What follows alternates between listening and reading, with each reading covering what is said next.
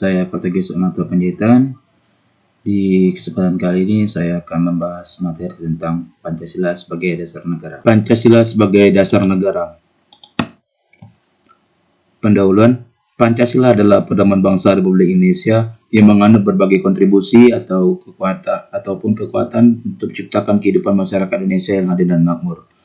Pancasila telah ditetapkan sebagai dasar negara dan telah diterima oleh seluruh warga negara Indonesia seperti yang tercantum pada pembukaan Undang-Undang Dasar tahun 1945, yaitu merupakan kepribadian negara dan cara pandang hidup bangsa yang telah diuji kebenaran kemampuannya sehingga tak ada satu kekuatan apapun dan manapun juga yang mampu memisahkan Pancasila dari kehidupan masyarakat Indonesia. Kedudukan Pancasila sebagai dasar negara. Yang pertama, Pancasila sebagai dasar negara adalah sumber dari segala sumber hukum atau sumber tertib hukum yang ada di Indonesia. Pancasila merupakan asas kerohanian tertib hukum yang ada di Indonesia yang dalam pembukaan Undang-Undang Dasar tahun 1945 dijabarkan dalam 4 pokok pikiran. Yang ketiga, mewujudkan cita-cita hukum bagi hukum dasar negara baik hukum dasar tertulis maupun tidak tertulis. Yang keempat, Pancasila mengandung norma yang mengharuskan Undang-Undang Dasar tahun 1945 mengandung isi yang mewajibkan pemerintah dan penyelenggara negara termasuk penyelenggara partai.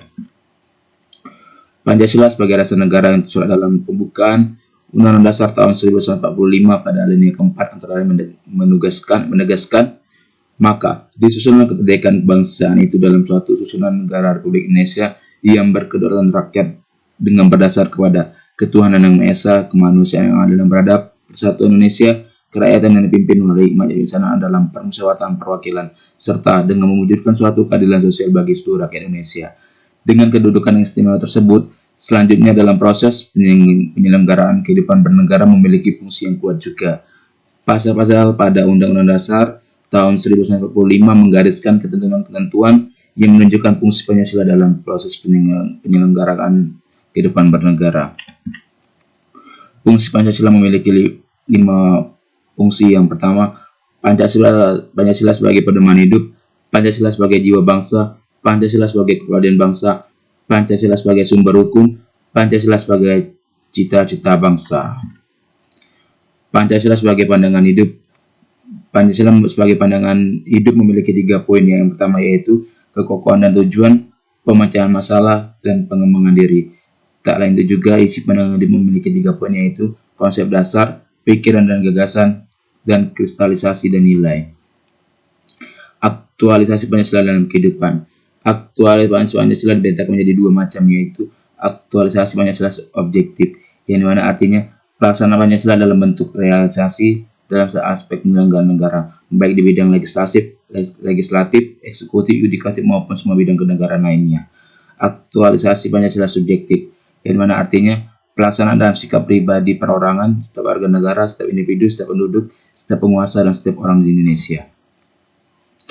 Pancasila sebagai ideologi terbuka. Gagasan mengenai Pancasila sebagai ideologi terbuka mulai berkembang sejak tahun 1945. Tetapi semangatnya sudah tumbuh sejak Pancasila itu sendiri ditetapkan sebagai dasar negara. Sebagai ideologi, Pancasila menjadi pedoman dan acuan kita dalam menjalankan aktivitas di segala bidang, sehingga sifatnya harus terbuka, luas, dan fleksibel maupun tidak tertutup, kaku yang akan membuatnya ketinggalan zaman. Sebagaimana yang dikemukakan oleh Alfian, Pancasila telah memenuhi syarat sebagai ideologi terbuka. Hal ini dibuktikan dari adanya sifat-sifat yang melekat pada Pancasila maupun kekuatan yang terkandung di dalamnya, yaitu pemenuhan persyaratan kualitas 3 dimensi.